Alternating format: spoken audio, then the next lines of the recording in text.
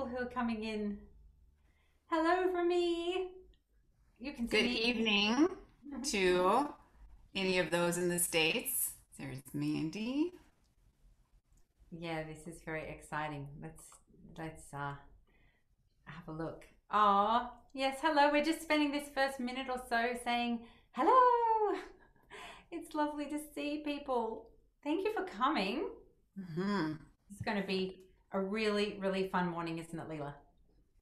And it's an evening for me, Sam. Yes. Whoops. Sorry.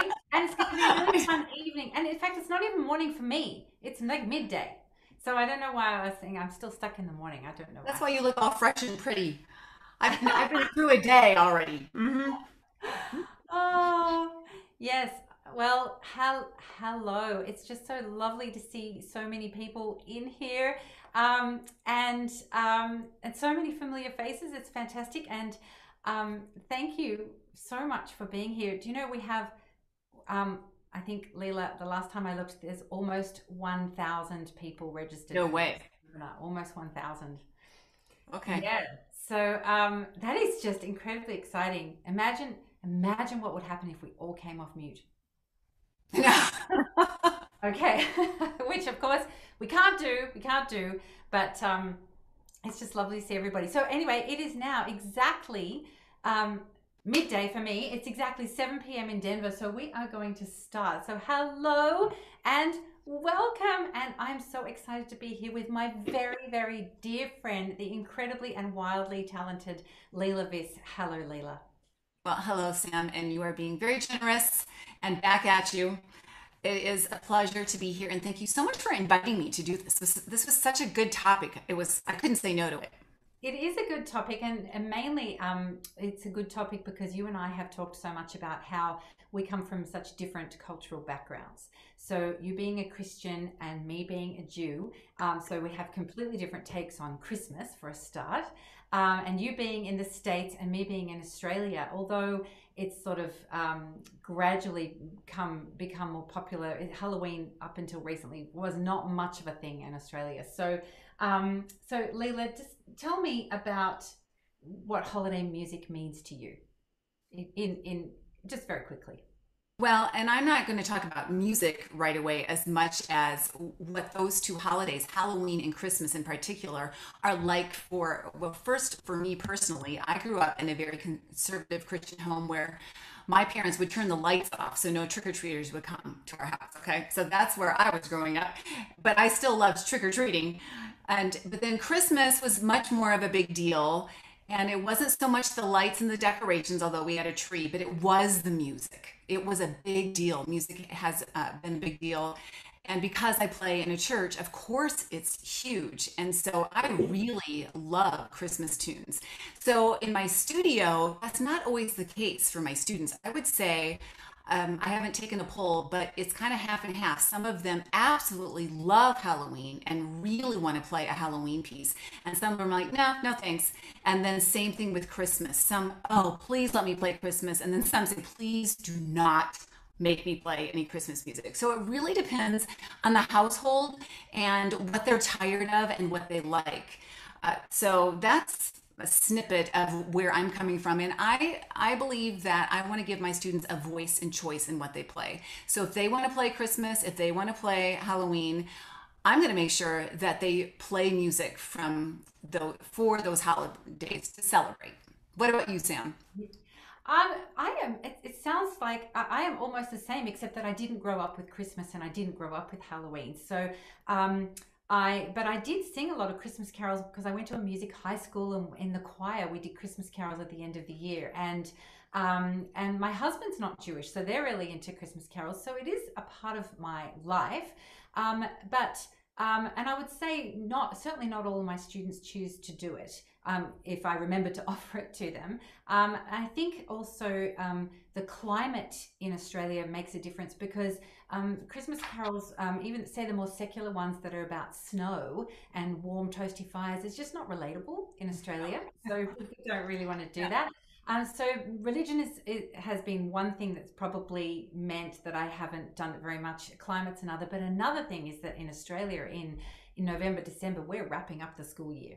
And we're leading towards end of year recitals, and people are getting their sort of their main pieces ready to play in an end of year concert. So in order to, and a lot of schools break up at the beginning of December, so you'd have to be doing Christmas music in November, which it doesn't really, that again, that doesn't relate. So for those reasons, Christmas and Halloween haven't featured largely in my studio, but the skills to play it are still so important, particularly Christmas music. Now, I should just sort of give just a little bit of housekeeping about today. So Leila and I are going to be teaching each other some things. We're actually going to start off with Christmas music and then move to Halloween, and hopefully chuck in a bit of happy birthday, because that is an important holiday in my life. And it's going to run for probably just under an hour and a half.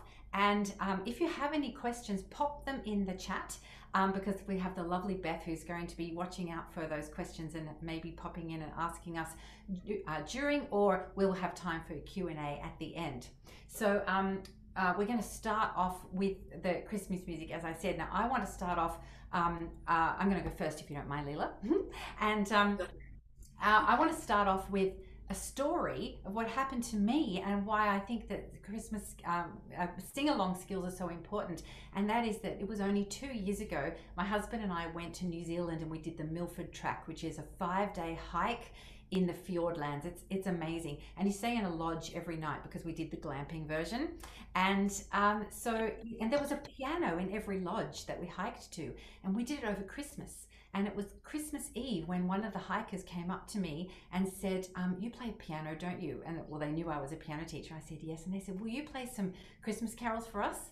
And I went, oh, okay. And I knew there'd be no music, but I know the sound of Christmas carols, and all Christmas carols are basically 3-chord songs. I mean, you can embellish them more, but they're basically 3-chord songs. So I was that pianist. I hopped on and I was just playing. I pretty much did everything in C major. It was fine. My husband was the one who knew all the words. He was kind of leading that, but they were all singing, and I finally got that experience, whereas most people get that experience if they're like the guitarist at the campfire, and I got to be the pianist for the Christmas Carol sing along. And I was not taught those skills when I was a teenager, when I was young, when I grew up. I only acquired those skills from teaching them. And they're just so important. So that to me is a big reason for teaching holiday music, because they are very simplistic harmonically. They can be, and they're very familiar, and so they provide an awesome opportunity to teach them. So I just thought maybe I'll demonstrate now how I would do that for a nice secular one, Jingle Bells. We're going to do Jingle Bells. Now, if you're at a piano at home, at your place, please play along. This is going to be fun. Everyone's on mute, so it won't be a cacophony, but I'm going to use Leila as my student. So we're going to start off with Jingle Bells. So let's all just sing it. Now, this is going to be, I'm going to play it, and Leila, you're going to sing it, and everyone else, and that's going to sound really weird for me, but I'm going to sing it as well. So Leila and I are going to sing it together. And this is how I play Jingle Bells now.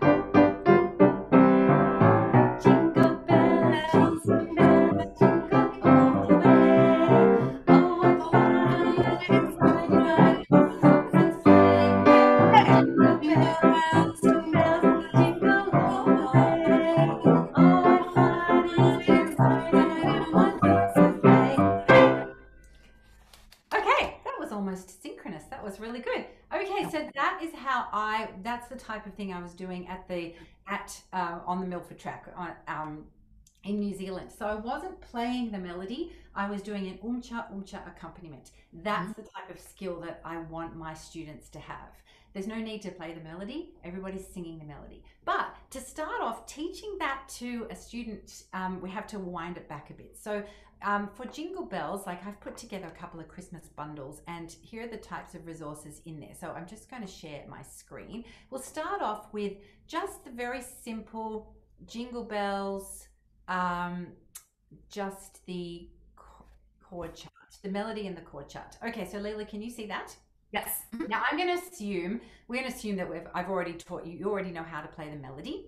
Okay. So instead of having to read the left hand as well, we've got chord symbols for the left hand. So now we're going to pretend we've done some basic chord playing. So Leila, can you play me with your left hand a C chord? Yes. Excellent. And now how many C chords can you see there to start? 1, 2, 3, 4, 5, 6, 7, 8, 9, 10. Let's see. Yeah. Oh, I think I can't see the whole thing. That's right. There we go. There you go. Okay. So there are lots of C chords. Yes. There's lots of C chords. That's good. Now, what other chords do you see? I see an F and a D and a G7. Do you know how to play those? Do you know how to play an F chord? I do. Yes. Okay, can you play? Excellent. And a D chord? And a G7 chord. Now at this stage, for G7, I would probably show my students, they would play their G7, a B, F, G, that way. Okay, so now what I'd love you to do is, once we've gone through all those chords, we would go through a shortcut way to find, like if we're going to go from C to F, I would teach my students how to do that in a more efficient way. We want to go to C, F, A instead of jumping all the way up to root position. Then we can probably, so Leila, let's pretend we've been through all that. So now what we want is for you to play a chord on the first beat of every bar with your left hand and play the melody with your right hand. And why don't you do that, say, just for the first 2 lines? Okay.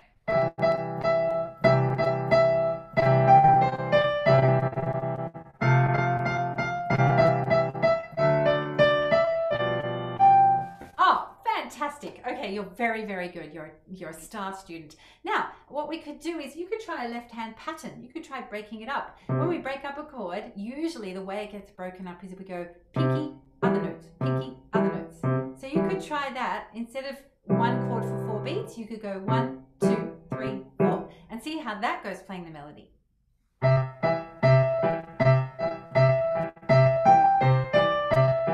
Beautiful.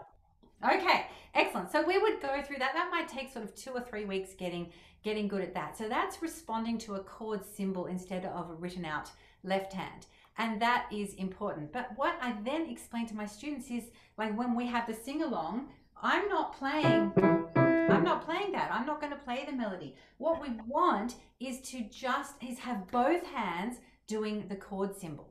So if we've got a C chord, what we want is the right hand to play the C chord and the left hand just to play the C. So I say to students, your right hand is the lead guitar, plays chords. Your left hand is the bass guitar. Bass guitarists only play 1 note at a time.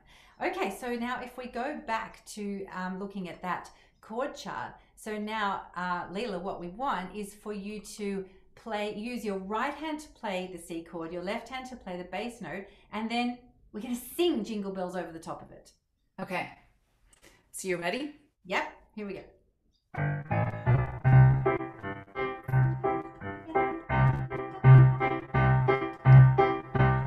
Okay. You're very good at that. I just realized that, yeah, if you and I are trying to do it together, we're probably really out of sync with each other. Yes. And it probably sounds very, very strange. So maybe I won't sing over the top. But you can sing it. That's the whole point, that you're playing the accompaniment and you can sing it. So you automatically did a pattern just then. So you are such an amazing student. I didn't even have to tell you to do that. But most students, what will happen is they will play Jingle Bells, Jingle Bells, and then we have to show them inversions in the right hand and how to go to a bass note. So that, and then we can start to teach them about what it means to, if it's C/E, that it's right hand / left hand. Okay, so now Jillian has just kindly told us that one of us always dominates the audio, so we can't do anything at the same time. Thank you for that. I will stop doing that now. All right, so, but Leila automatically went left, right, so, and created an accompaniment. And to respond to a chord chart and be able to play an accompaniment, that is the type of skill we want. And we just give our students more and more ideas, and eventually they, like this is a 4/4 accompaniment. But Leila, can you think of other ways that you could break up between the hands, or break up the chord? Well, I always default to a power chord is what I call it, but the root, 5th root a lot of times, and I know people call that different things, but maybe with pedal, but it's not very Jingle Bell like, but maybe for Okay, a yeah, salad. no, that's Mhm. right. So it's more if we were doing, say, Silent Night, then you would break it up. You could go. So depending on the time signature, depending on the style, it's just different ways of breaking up whatever that chord symbol is. So, but if you have students that are more comfortable reading, it is possible to teach them accompaniments by just gradually adding on. So now, Leila, you're going to be my student, and I'm going to show you sheet music for an accompaniment for Jingle Bells. So this is actually written out in, I'll just go back to level 1. This is what's written out inside the Christmas bundles to sort of teach a way of getting an accompaniment going, and then we can have a duet with our students. So you can see that this is the written out version. So we've got left, right, left, right. So maybe just have a play of the last line of that, Leila. Okay.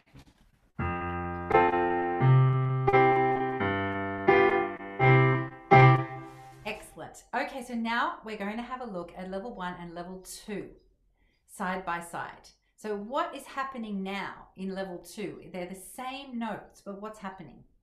Just going back and forth like a teeter-totter more Yes, often. just back and forth. That's right. So maybe have a go of the last line now of that.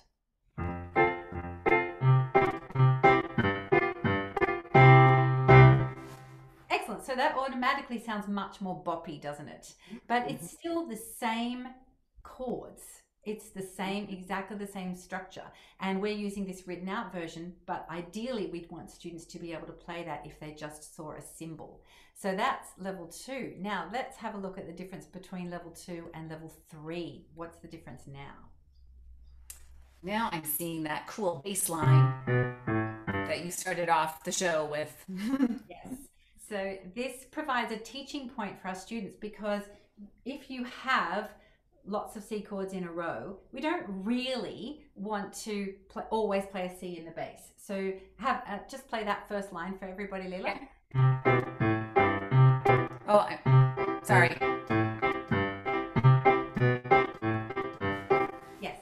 So that sounds more boppy. Now in the next line, you'll see that for the F chord, there's 2 Fs, and for the C chord, there's 2 Cs. But what you could do is you could extend students even more, the more advanced students, and say, well, what usually happens is if we have 2 chords in a row, the first bass note use the tonic, the second bass note use the dominant, if you have 2 in a row. So we can go, and then,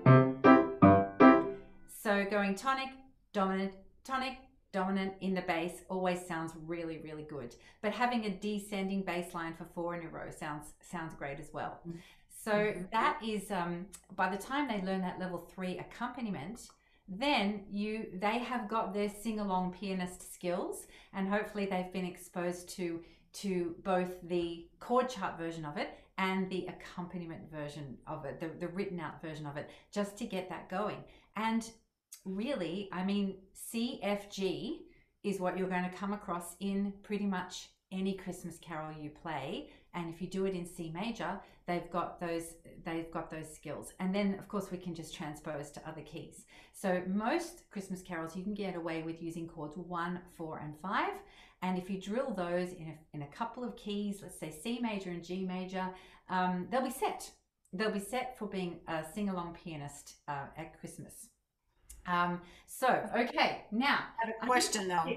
That is it from me, and I'll show you the Christmas bundles are like a one-stop shop. You have a question, Leila? I do have a question. Okay. I'm still amazed that you could pop in at a piano in glamping and then just know what chord to come next.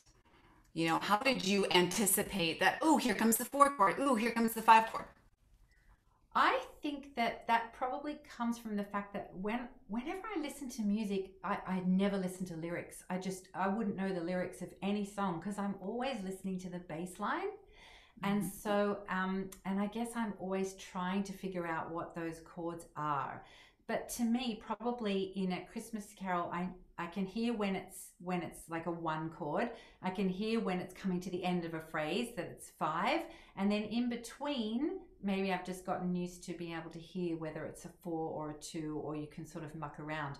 But it really does come from mucking around, just getting on and doing it. The skill of being able to hear what the chord is comes with time and listening. So I do a lot of that with my students. We put their favorite pop song on Spotify in the lesson, and then I get them to try and tune into the bass line, and we discuss what chords they're hearing. So after a while, you kind of get used to what things are, I guess. Well, and what I was thinking is I could see you using your bells, your different levels, and do some ear training for them first before you show them, right? Okay, what chord, and anticipating which one comes with. Because I was trying to do that myself when I was thinking, what, Sam did that? Okay, how did she do that? How did you know what chord was coming next? So it is a skill. So bravo to you, because you have developed that skill. So now you have, the patterns in your hands, but you have the anticipation of what chord is coming next. And I think that's huge. Thank you. And I would like to say I was not born with that skill. And I was not taught that skill, and I never ever used that skill ever. My whole primary school, all through high school, I learned lots of Mozart sonatas and I learned lots of Chopin preludes, and none of them ever taught me a thing about how to be a sing-along pianist on the Milford track. So mostly I got that from probably accompanying my classes at Australian Music School. So 28 years of teaching by ear skills to kids definitely helps your own oral skills. So it's something you can develop, and it is not just a gift that people are born with. Samantha, Dawn also had a question. She wanted to know if you would add the chord sign above the treble in level 3. Yes. So in those yes. So ideally, that would be the great thing, to have students write in what the chord symbol is. So you can have the notated accompaniment and the chord symbols. I would absolutely write that in. So in the Christmas bundle, you've got a melody with a chord chart, and a written out accompaniment. There's like all the different resources in there to achieve those skills. Okay, so but now we better move on. That's Christmas from me. Now, Leila, what Christmas things do you have for us? Well, I have a little quiz for you, Sam, but you kind of probably already can figure it out, okay? And I bought these.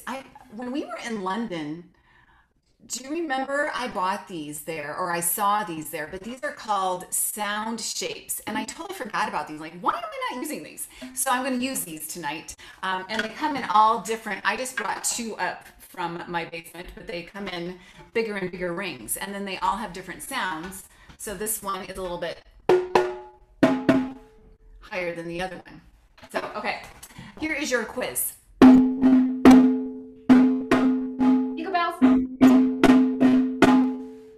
Okay, you can tell from the first 2, right? Now, I didn't want you to guess, because now you ruined it for everyone, because what I wanted you to do is now listen again. If you weren't sure about that, can you now guess?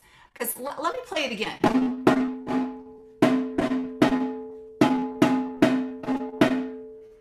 Now, I'm going to play it again this time.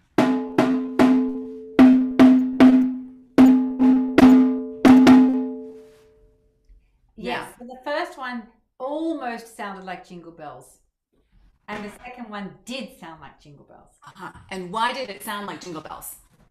Because it had the first one was just too daggy. The second one had the dun dun dun dun dun. And you're absolutely right. And thank you for not using the terminology, but because most students would not know the answer. I don't know why that's different, but it just sounds right. And so now I'm going to play something else, and I want you to see once if you can recognize this tune, okay? Or name this tune, but it's not going to be exactly everything right. So here we go. Let's see if I can do it here.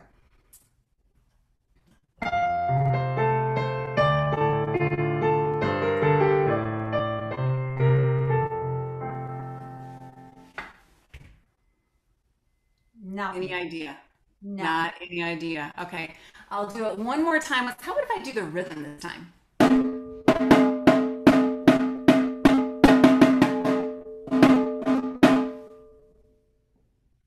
Oh, okay.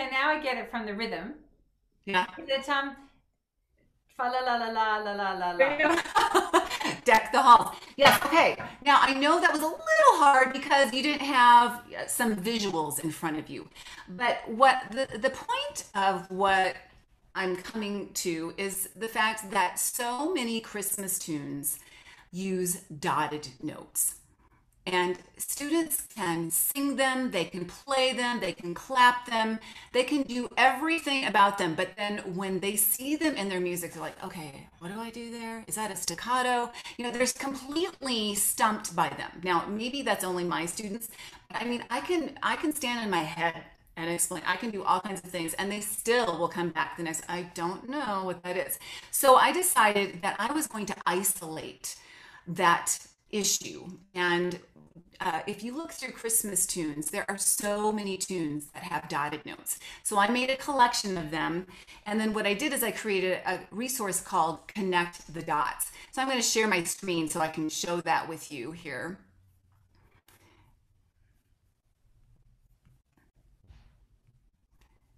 And can you see that here? So I'll just kind of walk you through. I'm not going to show you everything, but the point of this is that I first would have them listen to different tunes and see what if they can name the tune by listening to the tune, but first of all by listening to the rhythm. And you know, you can start hearing them just by the rhythm. And then I've got some ways to start explaining dotted notes by showing how they line up in a grid like that. I'm not going to go into detail about all of that, but what I wanted to highlight, it's kind of the same thing that Sam was highlighting, is reading from a lead sheet. That is when they're going to gather those skills to become that pianist. And what I did here is I have a number of Christmas carols. I had to limit them. So these are the ones that I chose, but there's Joy to the World with the melody, or I'm sorry, with the dots. And then I also have the dotless version. And I think if you're going to really zone in on dotted notes, when students hear something without the dots, I think that can really help them understand what they do to a piece.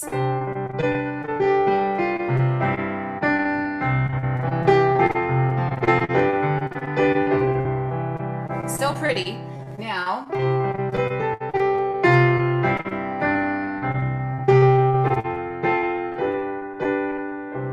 still sounds nice, but it doesn't have that variety that the dots add. So this is what I like to do to just introduce the idea of dots. And I am doing this visually then. First of all, it's using their ears, hearing them, recognizing the tunes with and without the dots, and then seeing a visual of them. And I didn't even include the whole melody. It's just the first part of it and getting them used to reading from a chord chart. So what I played for you was Deck the Halls, and I used my chord symbols, and then I created a different melody. So I'll show you how I did that. Is I also include here all the Christmas carols that you just saw before with just their rhythms and the chord symbols. And this is a step out of, the norm, because now they're reading the rhythms and they have to read the chord symbols at the same time. So I understand that this is not an easy thing, but I did have a professor when I was at the University of Denver who did a doctorate on how important and how crucial it is for you to improvise within rhythms that can really help your reading skills. So Sam, I'd like to try this out with you once, if you are willing to be my student. Yes. Do you see a rhythm that you'd like to try? I know you're not seeing any of the titles, but is there any one that's interesting to you? Okay, I will. What's the most interesting rhythm there? Probably the second last one. Okay. Yes. Yeah. And now the other thing, do you notice what's missing? The clef. There's no clef. There's no clef. And what else? But there's no clef. Yep. And something else is missing at the front of each line.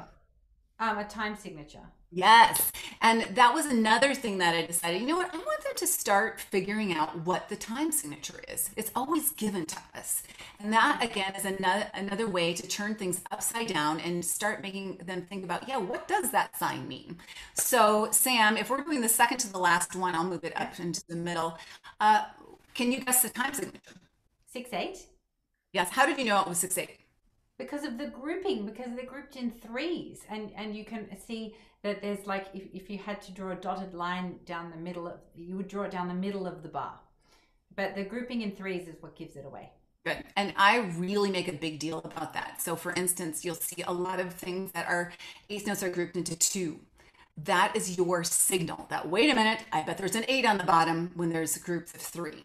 So that's why I like the sheet, is that it just is very clear that, you know, things change with rhythm and how things are grouped together. So Sam, what I would suggest doing first of all is, why don't you go ahead and play that rhythm just on one pitch, and maybe an A, because you notice that there's a lot of A minor chords in there. Okay.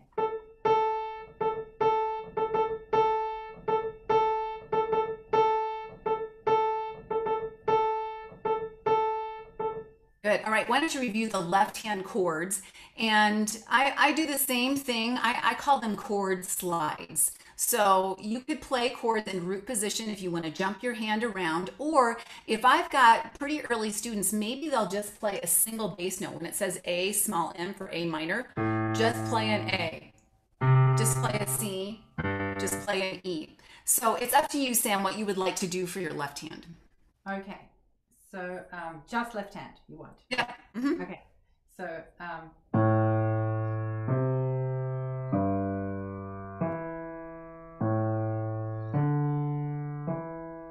good. All right. Now, can you add your right hand with that and just go ahead and just play that single note in your right hand? the same, like place, not a single note, not a chord. Right. Just a single note in your right hand. Yeah. Oh, I'm sorry. So in your right hand, you're going to play the rhythm of that. Oh, yeah, I see. Yes. And your left hand's going to play. Yes. Sorry, I'll do that now. Okay.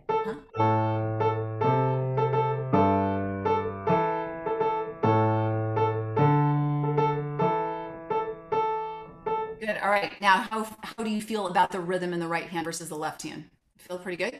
Yeah. Okay. Would you like to play now chords in your right hand with that rhythm? Yes. Okay.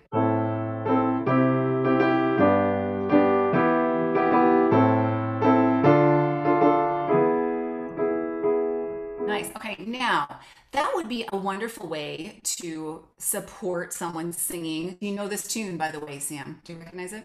I actually don't. Here's my Jewish upbringing for you. I'll give you a hint. The tune name is actually Green Sleeves. Oh, it's Green Sleeves. Oh, there you go. Okay, is Green Sleeves a holiday music thing?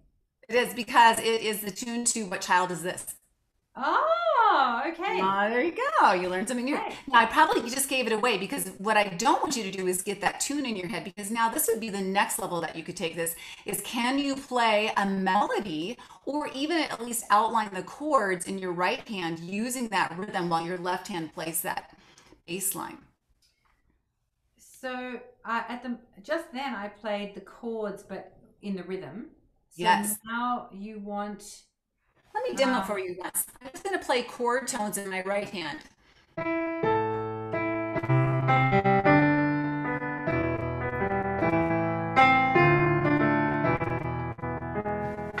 I see. Yes.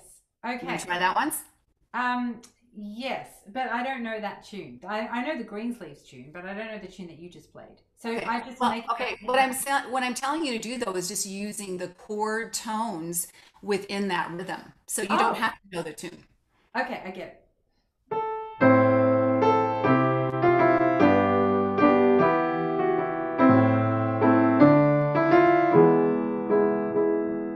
Sam, I think that's money. I think you could write your own piece right there. That's money. So this is going above and beyond playing, just the chords.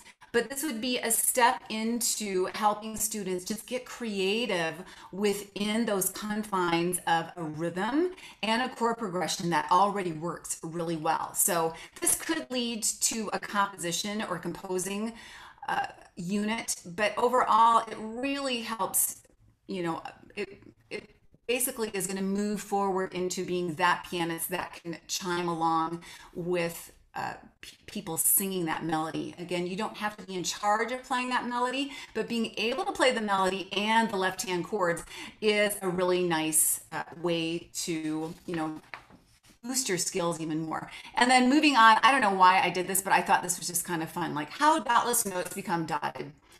It's not science based, but I thought it was just kind of interesting how eventually we just kind of break them all up. So that is called connect the dots. And that is one of the ways that I like to employ lead sheets. It's a little bit heavy duty as far as, just trying to play along with a group that's singing, but it also really impacts students' knowledge of dotted notes, which they can always use a review over and over and over. Okay. Yes. So I think that was what I wanted to say. So Sam, on to you.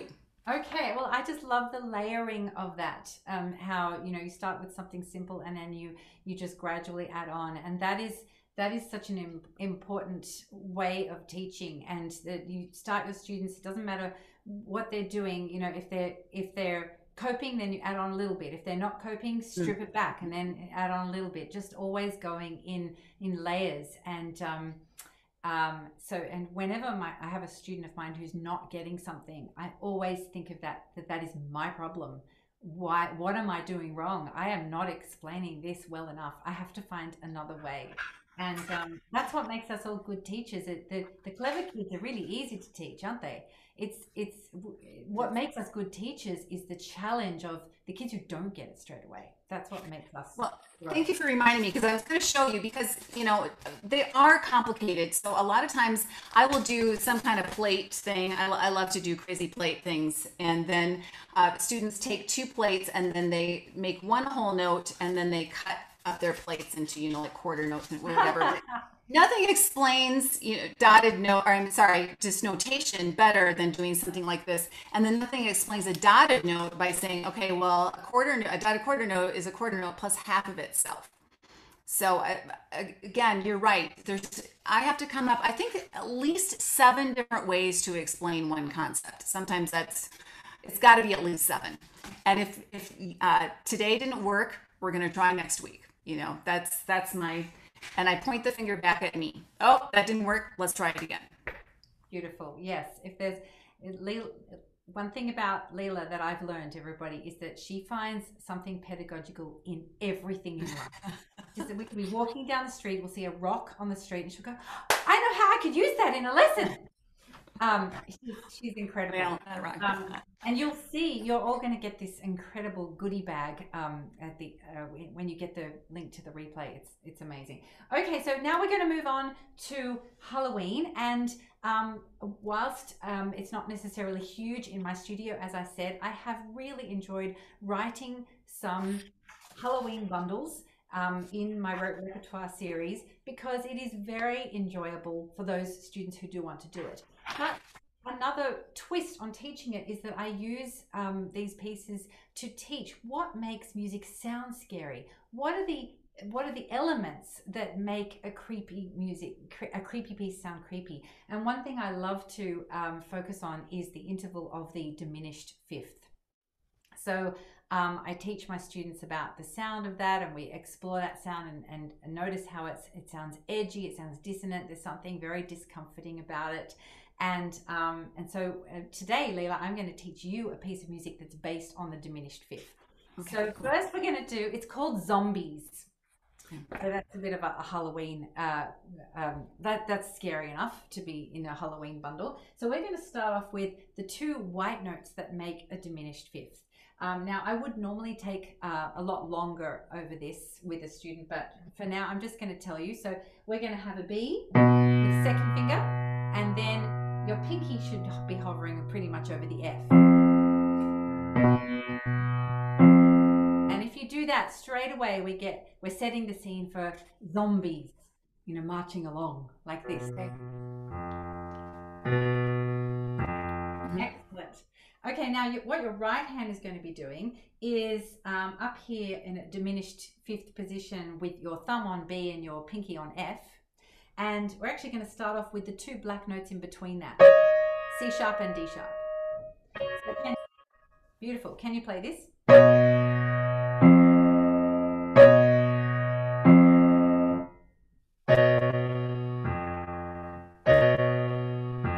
Excellent. Now can you try changing to the fifth like this?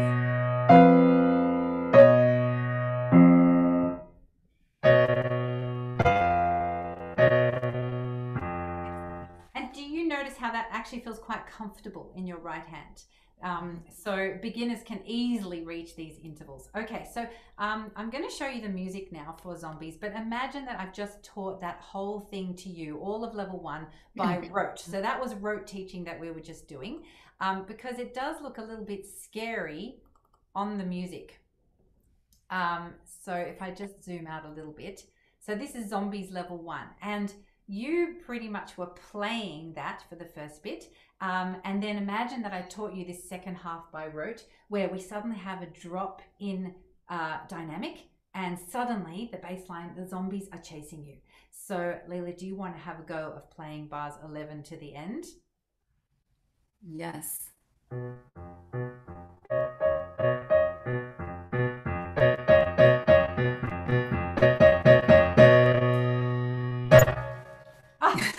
Excellent. Now, if you were a really young beginner, I would have taught you all of that by rote before I showed you the music, but then we can look at the music and see.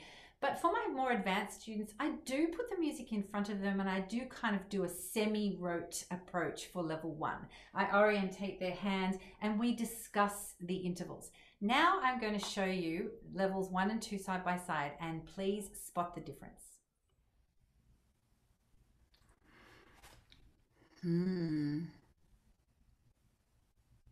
I see some more repeated notes, especially in the left hand, but also in the right hand too.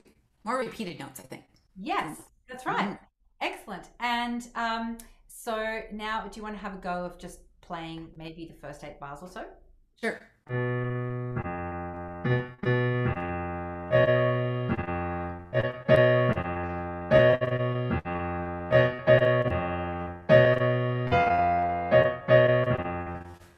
Excellent. Okay, and then we would go on and we would sort of notice that the second half is basically the same. So we're reading and doing that rhythmic subdivision from between levels 1 and 2. Now, if you were my, I will say to you as my student, Leila, I think that your zombies are getting a little fast. I think that they've stopped being so scary. I think we should slow down and make them stompier. But actually, it's good that you're doing it fast today, because we're just giving everybody an idea. Okay, so let's compare levels 2 and 3. Imagine that you've mastered level 2. What's happening in level 3? Dun, dun, dun, dun. Oh, I have to change where my right hand goes. Yes. Yeah. What do you think's happening with that change? Are they different notes? No, they're the same thing. Just moving. Yes. Now you can see that straight away, but Yes. A beginner student will say, oh, they're lower or they're much higher. But this is a great opportunity to show them that usually when music suddenly jumps very low or very high, it is usually an octave jump. And so it's really easy for them to jump around to the 2 black notes. So this is an easy piece. So maybe can you now, oh, and then what do you notice about the very end, Leila? Ooh, I don't think I can play that. I don't know what those notes are. Well, actually, all it is, it's just the white notes and the black notes combined. Uh-huh. Yeah. So it still feels comfortable. So maybe can you play from bar 11 to the end? Start slow and soft and then get loud. Okay. So, oh, I got it.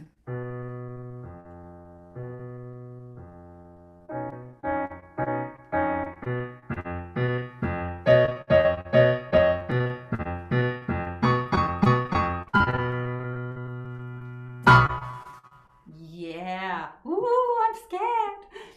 Okay, so that's a really simple piece to teach students about a diminished fifth, and like this is like a one hat piece, which means it's suitable for students in their first 6 months of learning. It's quite ergonomic. But the thing that's really important to do is to go on and encourage students to make up their very own level 4. And so we can, you know, they'll muck around and do some more zombie-ish things, but this is an excellent opportunity to see what would happen. We could make zombies unscary. Think of that, like, what's the opposite of a zombie? I don't know. A fairy? I don't know. But what I want you to do, Leila, now is what I'd like you to do now, Leila, is that baseline that we had, B to F. Now you can choose. I want you to change one of the notes. It doesn't matter which one. And I want you to change that note by moving it one semitone either way. So pick one of the notes and just do the bass line and move. Okay. So you moved, which one did you choose to change? I moved my thumb to C. So instead of B, I'm playing C. Instead of B, you're playing C. And now, does that sound scary anymore? No, it sounds happy. That's right. So, and it wouldn't matter which one you chose and which way you did it, because a diminished fifth, if you change it either way, it's either going to become a fifth or it's going to become a perfect fourth, depending on which one you move. And perfect fifths and perfect fourths do not sound scary. Diminished fifths and augmented fourths sound scary. So for level 4 of zombies, question from Leila. So that doesn't sound good with my right hand. So how am I going to fix that? So so that's awesome that you said that, because how are you going to fix your right hand? What could you do? This is where you can muck around.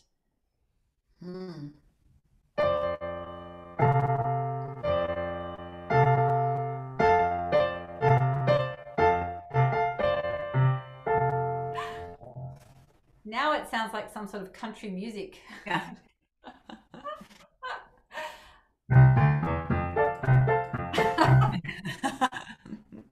Not zombies anymore. No. That's right. So you can change intervals. Now, most students do want to keep it scary, but it's an interesting look at what if you change intervals just slightly, you can make a scary piece not scary anymore. And then you could encourage your students to grab a piece that's not scary, like and just change things by a semitone. And suddenly that is going to sound a little bit weird and probably more appropriate for Halloween than it is for an 18th century salon. The Halloween. Another question from Leila. Okay, I have one question, because in zombies, you are notating it as a B and an F, so it does look like a fourth and not a diminished fifth. So how do Miss Theory person? How do you decide to notate that? I am notating that in a not in a particular key.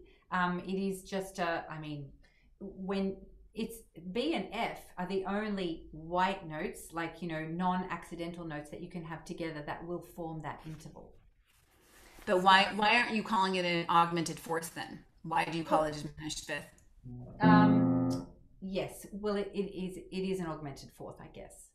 It is. You're right. If it was to notate it properly, yes. To a diminished fifth, it would have to be, the C would have to be a C flat. But then that's messy on the page too, right? I mean, you're trying to make it as clean. Yes. Yes. So yes, I would probably, you're right. I should have been referring to that one as an augmented fourth, but the sound is the same whether you have augmented fourth or diminished fifth. Yeah, and it depends on the notation, but you're right. Zombies is actually notated as an augmented fourth.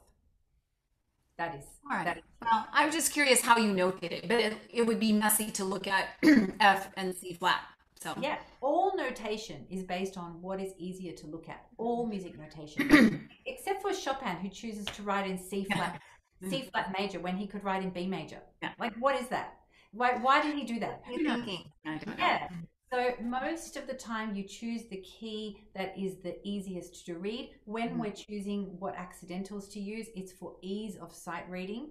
And you can really muck things up by using the wrong accidentals. You can really make things awkward to read. But that's a whole other webinar. Leila, over to you. What scary things or what Halloween things do you have for us? Well, I have something called pumpkin boundaries or jack-o'-lantern boundaries.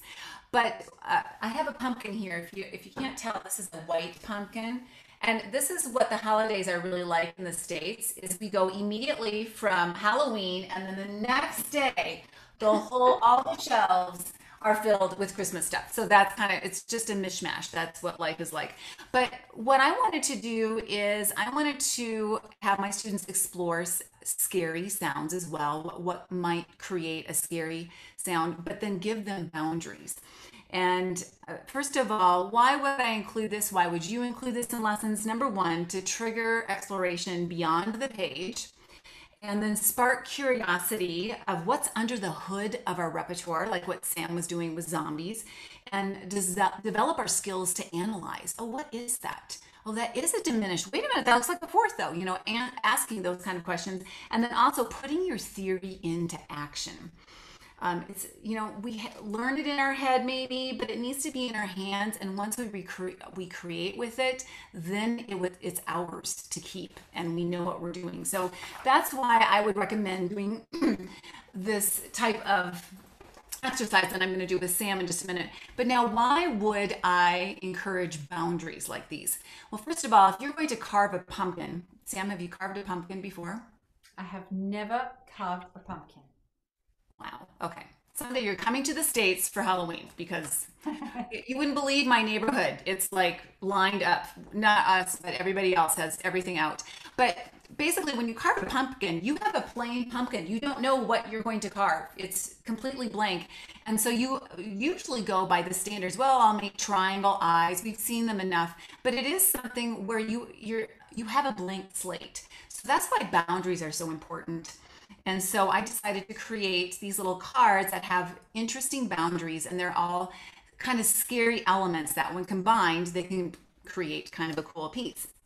And this idea of boundaries came from my mother, who was a retired art professor, and she got this quote from another art professor. And Professor Nottingham says, if there are no boundaries, then you spend 90% of your time thinking about what to do and 10% of your time actually doing it. Whereas if you have boundaries, then you spend 10% of your time thinking about what you're going to do and 90% of your time doing it. And so that's why I require really strict little boundaries. And you know what? 3 is a good number. There's just something good about 3. 3 little pigs, 3 bears, TED Talks at 3 points, all that kind of stuff. So that's why I chose 3. So now, Sam, you saw these boundary cards already. I'm going to share my screen just so all of you can see them up close. And then I'll have Sam be my student and you can see how you might want to use these. So these are 4 different cards, and depending on your student, maybe you're going to use all 4 of them because they're going to be so easy. Or maybe you'll just use the very first one where it says play black keys only, borrow the rhythm of your favorite candy. I think this is included in our goodie bag, but I made this for my students, sorry. So they choose one of their favorite pieces of candy, and then can they clap it? So M&Ms, M&Ms. And then using tiptoe staccato. So those are all 3 things that aren't too hard, but it still will give them an interesting sound. And then boundary number, or the second card is there's a cool chord progression, C minor, B flat, A flat. So Sam definitely inspired me by using that chord progression, which I didn't even know that this was on here. It's the Andalusian cadence, which creates all kinds of fun Spanish sounds. It's just such a fun chord progression. My students have had so much fun with that. And then adding a bite of G flat in the right hand melody just adds an interesting sound. And then just adding some swing to that. And then the next boundary would be play a creepy melody using D, F, G, G flat, and A. So I call it the Arabian or the Egyptian 5-finger pattern. I don't know. Just it's fun to come up with fun sound or names for those kind of things. And then open fifth, sliding back and forth between D and E flat. You know, I got the Pink Panther type thing, but just going back and forth between those, and then use that sway of the 6/8 time.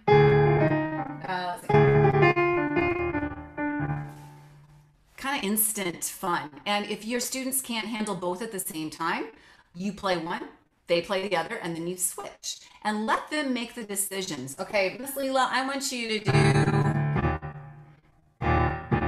and I'll keep doing that while they have fun with the right hand melody. I like them to kind of boss me around and tell me what they want.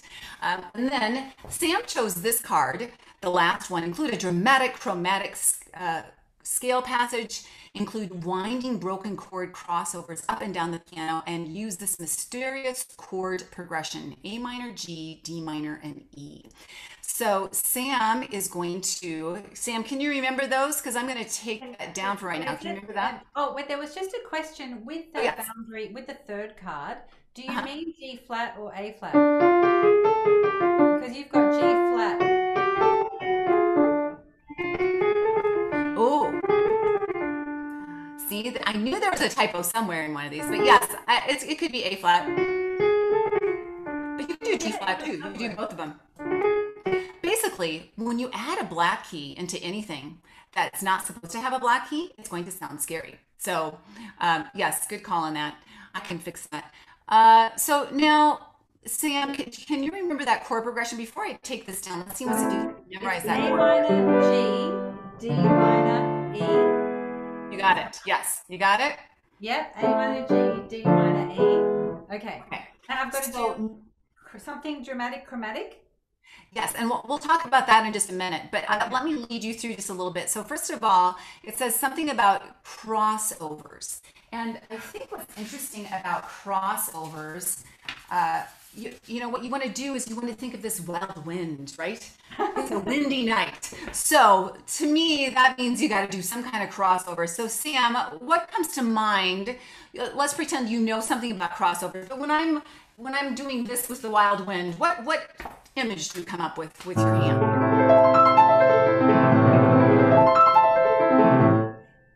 Right away. And notice I didn't even say break up the chords or anything, but you could play blotch chords as well. How would that sound?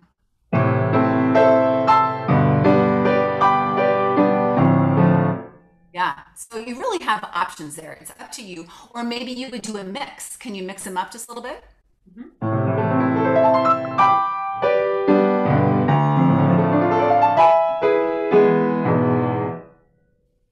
Wow. Okay. So that's I don't know what you want to do, but that sounds really good. So let's call that your section A. And because of time, we're not going to really do a section B. But now the other boundary was add a dramatic chromatic passage. And composers love to add this in either at a bridge where we get to a place and now we're going to grow and then we come back to make a big comeback to that section A. So you could do that, and usually you're going to want to start that on the dominant. So do you know what key you're in right now? Yeah, I would say we're in A minor. Okay, so what's the dominant or the 5 in the key of A? Well, that would be E major. Okay, or just E. So can you start a chromatic scale starting on E? Oh yeah, sorry.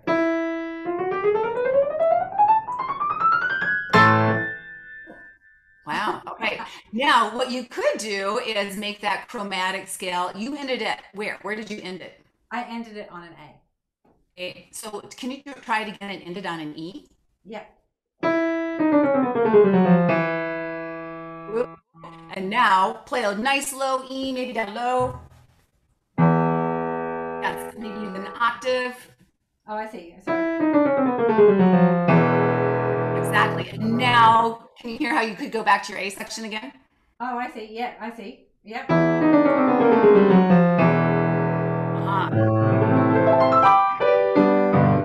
Okay, so Sam, wow, we got like 1 minute. Can you play your piece now? You have a section A, and how about if you add that little bridge with your starting on the dominant, the E, and that's going to end on the E chord. Then you're going to go back to your section A, and then what if you do a chromatic scale starting on A and ending on A? Okay. to end your piece. So what would that sound like?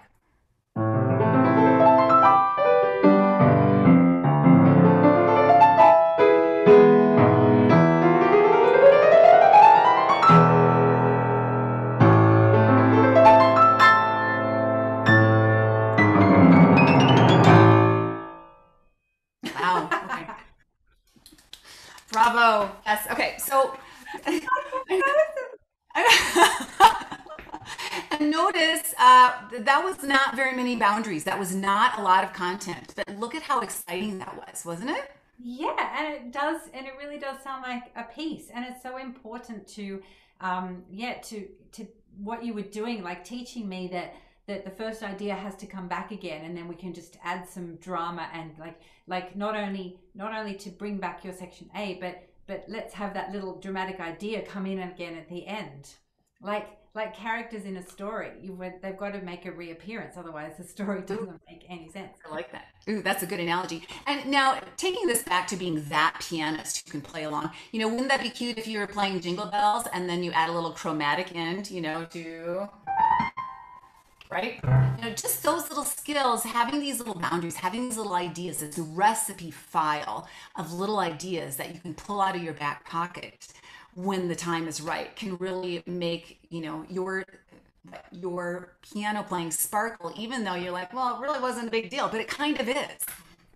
Yes, that it doesn't take much to sound like it sparkles. And students, I can imagine students feeling so clever just being able to do that. And it's really not very hard. And they would be very chuffed with themselves. So I'm wondering, do we have time? Shall I show one of my students actually playing one of the boundaries? Yes. Okay. So actually it's not me, but I wanted to show this. I'm sorry, it's not one of my students. It's actually me, but I wanted to show this because I do have a cloud nova, and so I let my students take over mission control here, and then we have fun finding some new sounds. So I made these videos when I was promoting these cards for the first time. So I made one called Grumpy Jackson, and it does show the boundaries that I use here. So I'll share my screen here, and hopefully the sound works. Let me know if it's not working.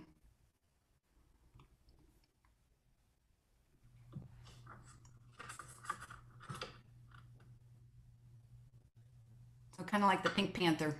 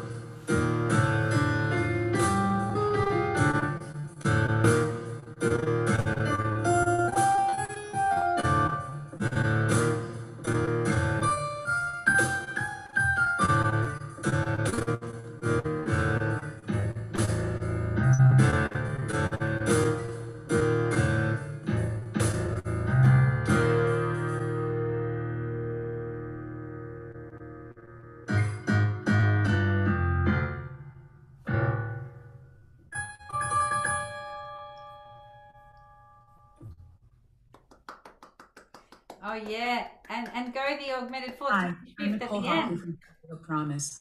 Sorry, there we go. That was Yes. terrific. Did you recognize? Yes. I love that. And that I didn't add a lot of content. There wasn't a lot of content, but there was higher and lower, those kind of things. And that just adds that momentum to the piece. It keeps it going over and over again. So that's what's fun. Like people are buying all this Halloween music. Like people, come on. It's kind of the same thing over and over again. So just make it yourself. Yes. Yes. It's the most wonderful thing, and also to feel students can feel validated that they can do the same thing over and over and make little changes, and that's music. Music is based on repetition, and we can't have too many changes because I can't remember who said this. It might have even been Bradley Sowa. She said that if you have too little repetition, it bores the listener. But if you have not enough repetition, it alienates the listener. Sorry, too much repetition, it bores the listener. Yes. But not enough repetition, too many different things, it alienates the listener. They're just going, what is going on here? You find it difficult to understand make sense of what you're hearing. So that was awesome. That was an awesome improvisation. I loved that. Well, thank you. Well, yes. So now we are up to, I think we have a little bit of time. Do you want to talk about your favorite holiday? Yeah, my favorite holiday is my birthday, and I will never get over it. As long as I live, I'm always excited about my birthday. And this is surely supposed to decrease as one gets older, but I'm very excited. It has for me. Okay. All right. Well, so all of my students have to learn how to play Happy Birthday. I think that it is an essential life skill. You must know how to play Happy Birthday. And I think, Leila, you've got a whole camp based on this. Is that correct? All right. We'll come back to that in a moment. So I'm going to share my screen and show you what I do for Happy Birthday. And you can all play along. So the only chords that you need to know are F with your right hand. The way I do C7 is E, B flat, C, and then B flat is F, B flat, D. So we've got F in root position, E7 in first inversion, and F major in second inversion. The introduction, I just teach my students to do a big low C and hold it, and then just go E7, E7, E7. Just put the pedal down, E7, E7, E7, C7, sorry, C7s. So, and it's just going left, right. It's very, very, very easy. And everyone knows to start singing Happy Birthday now. Like that is a no-brainer. As soon as anyone gets on a piano and does that, everyone will start singing Happy Birthday. Happy birthday. Yeah. So then, so I'll just show you the chord chart that we're going to use. So this is we'll just go back to level 1. So this is a freebie that's coming in your bag. Happy Birthday chord chart in 3 levels. Of course, I'm doing it in 3 levels because that's what I do. We build up from level 1. Okay, so here we go. We're going to do our intro. Okay, and then we're just going to do happy, and we have to play the chord where the word says, where the chord is above the syllable. Happy birthday to you. Happy birthday to you. Happy birthday, dear whoever. And there's always a bit of a pause there. And then this one is the basic version. We wouldn't play like this, but happy birthday to you. It doesn't work so well to have the C7 at the end there, but that's okay because now we're going to level 2. And you'll see in level 2, it was just the ending that changes. This is where we want our F/C. So the F, it's basically right hand / left hand is what we want to teach the students. It's right hand / left hand. So it's the F chord, but when it's saying /, I don't want you to play an F in the bass. I want you to play a C in the bass instead. So that ending, happy birthday to you. That is a very important ending. So now, because we're in 3/4, we really want to just have we want to have left, right, right, left, right, right, left, right, right, left, right, right. Okay, so this is over probably several weeks that I would teach a student this. But another really nice way to play it is to do every time we have you is to do a ta-da. Happy birthday to you, ta-da. Happy birthday to you, ta-da. Happy birthday, dear whoever. And here, I tell them they can take their time, do a swish. Everyone always stops there. And then happy birthday to you. And then a nice ta-da on the end. So now we're going to go to level 3, and this is how I play it. So that ending has now become even more complicated. So I'll just go back to level 2 for a second. See how in the 3rd line we have F and B flat, and in the 4th line F/C. Now look what happens in the 3rd line. It's F/A and then a B flat 6. So happy birthday dear, and then it's nice to add in the 6th, nice swishy one, and then this is the real kicker. B flat minus /D flat. Happy birthday to you. So it gives us a nice chromatic B flat minor slash D flat, and then to the F slash C. So that is how I play Happy Birthday. That's the chord progression that I use, and students can either do level 1, 2, or 3, whatever. But it's really important to do at least one of them. Okay, so that is basically a requirement, I would say, of being a student. Yeah.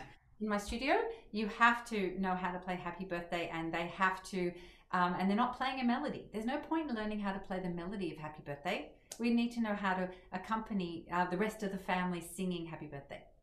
Yes, Leila. I beg to differ on that one, though, because it is one of the melodies that people can learn by ear probably more easily than any other tune because they know it. So I have my students learn it by ear. And I do have them play the melody and then add chords, just like what you're doing. And and then they learn how to vamp, like what you're doing now. Yes. So I use it as an ear training to, can you play it by ear? So I totally get why you don't have to play the melody. And that's what I tell them in the end. Like, don't worry about playing the melody. And thank you for new ending, because I always do.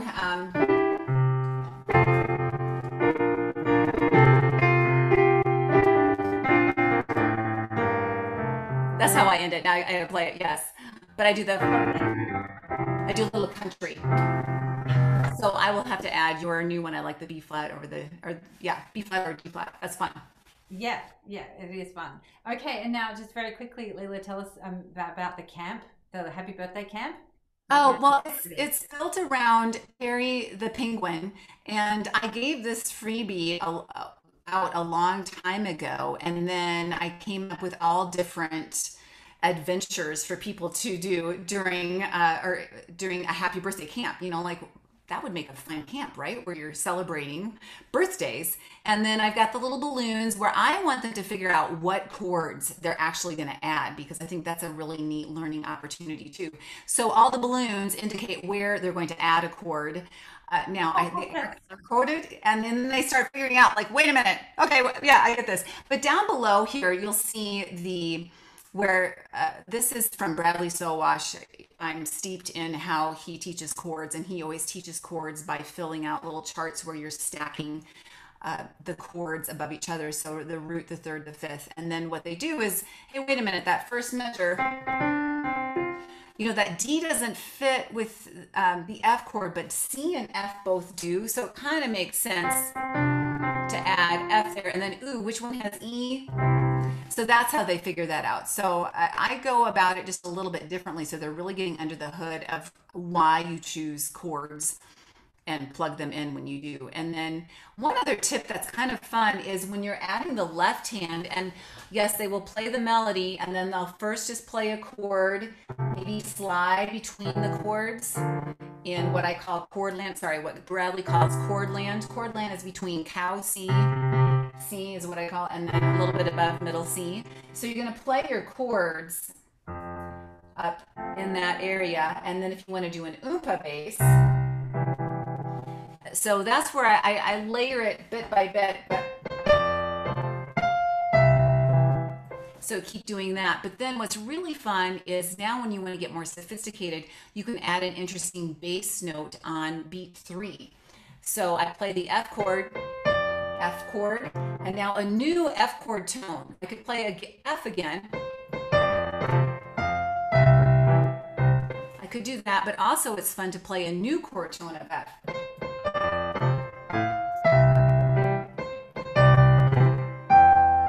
And now you get an interesting bass line. It gets pretty sophisticated, but it's a really neat way to dress up the left hand, and it's all theory based. Again, you're just getting under the hood. So that's why, people say, oh, really? Why should they learn Happy Birthday? But I just find that there's just too many things to mine from that tune not to do it. And they can play it by ear. Yes, I agree completely. I take back what I said. No, that's fine. But in the end, you want them to be able to play it. You want them to vamp it. Don't worry about the melody. Yes. So. Okay, brilliant. Right. Well, I think that that is that we're just about to kind of talk about go in a little bit more depth about what's in the goodie bag that you're getting. But first, we have some questions. Beth, hit us up if there are questions. All right, let's see. Going back to Leila's dotted rhythms for Christmas, Jillian did have one answered question, and that was regarding the rhythmic comprehension. She said, it was quite advanced. What level are you pitching this to? You know, what I would do is I would limit what I do with my younger students. We probably wouldn't do all of those tunes, but we would experience dotted notes, and they wouldn't read the melody perhaps, but they would play maybe the bass line with it as I play the melody. Um, I know I gotta remember what I all have in that content, but I know that what I do is with all of my themes that I have in my studio, somebody is doing something at a certain level. So even if they're only listening to dotted notes versus non-dotted notes, that counts for beginners. You know, can they clap this? And can they hear the difference with that? You know, and that's maybe as far as they would go. And then, yes, there definitely is more advanced, and I get it. But I think it's a neat way, especially for people who are reading, who need just a little bit more remedial work on seeing a phrase with those dotted notes and being able to recognize the ragged rhythms versus the flat or the simple rhythms. But yeah, that's a good question. So I always do a certain amount of things with all of my students to a certain level. Excellent. Thank you. I hope that And answers that. I mean, you guys gave us a lot of information. And so I don't see any other really big questions in here regarding the material we covered tonight. Well, we can always answer them later. We can put them in the follow-up email, or you know, I love it when people email me and answer me questions. So you can ask me questions. So feel free to do that. So okay, we're going to just talk about the freebie. So I'm just going to share my screen and tell you what you're getting, just because this is an easy way to do it. Okay, can you all see? Oh, can you see your upcoming gift bag? Mm-hmm. Yes. Okay, so you get the free copy of the Happy Birthday chord chart. There's going to be a coupon for a further 20% off the Christmas bundles and a further 20% off the Halloween bundles.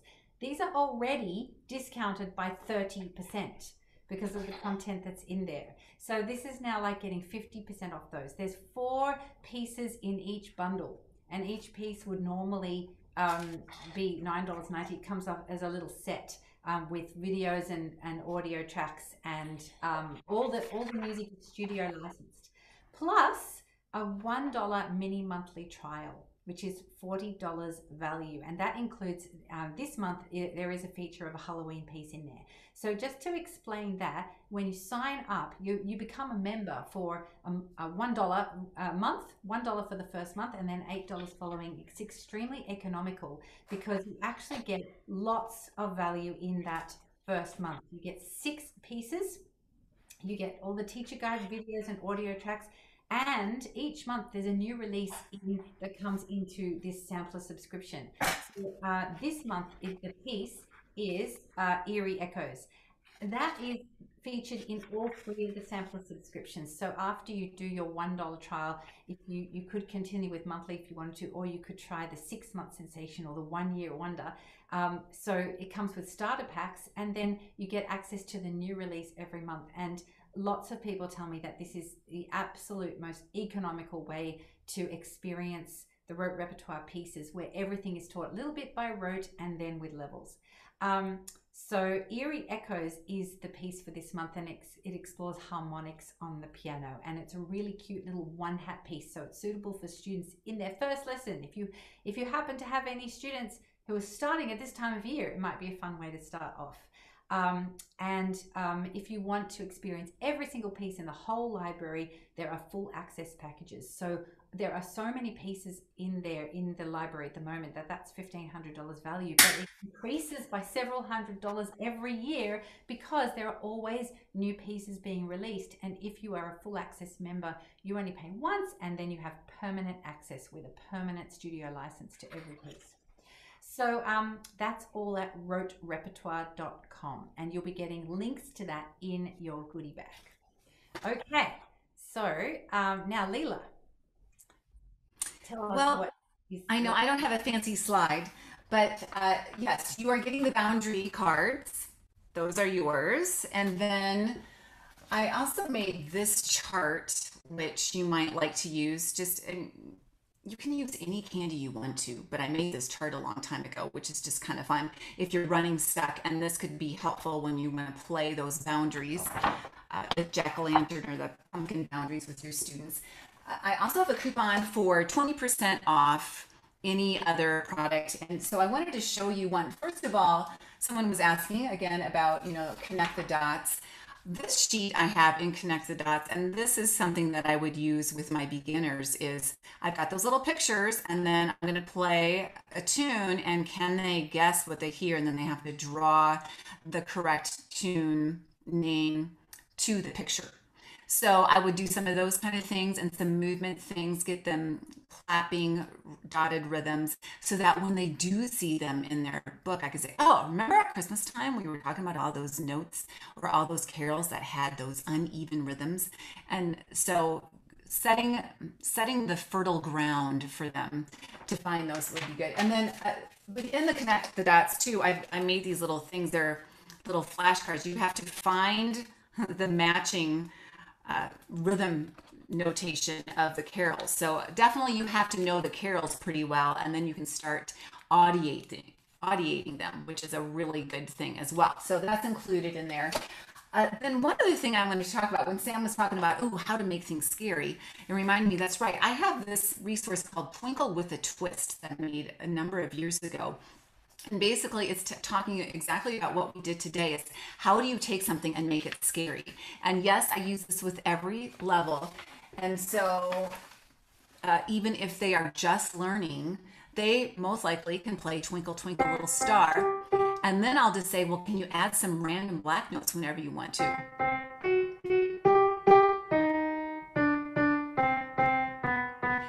Different things like that. So even the very young ones can start creating something a little bit with a twist, a spooky twist. And then I get carried away in here because there's all kinds of different ideas. But Sam, I noticed that I call it the Wicked Witch of the West melting type sound. So let's see.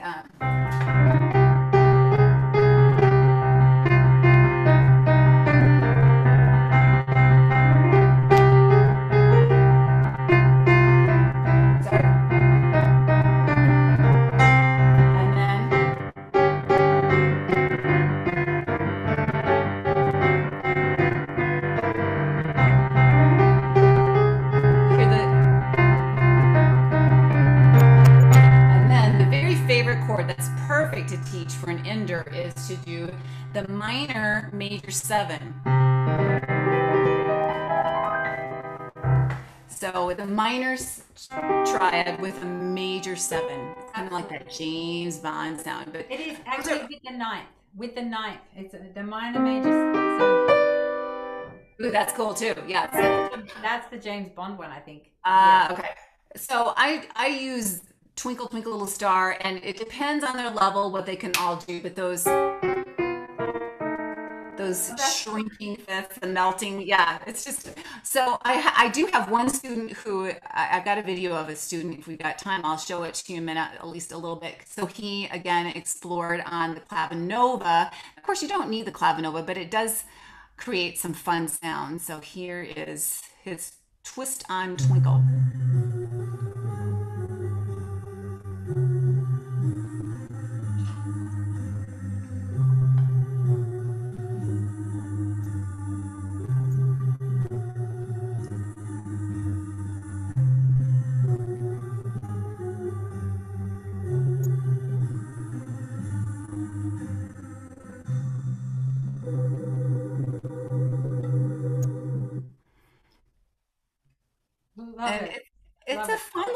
that didn't take a lot of time, and it's basically this Twinkle with a Twist is a catalog of ideas to try and explore. There's no right or wrong, but it was a fun thing to do with students. So I've got that's also included with the coupon, or you can use the coupon with that as well. And there's one other one. I link a blog where I just talk about, you know, the hocus pocus of Halloween, and I include something called the Black Cat Strut, which also is just kind of a fun Halloween sound. And I did this because not everybody likes Halloween, whatever. I'm like, okay, well, what if I just do black cats?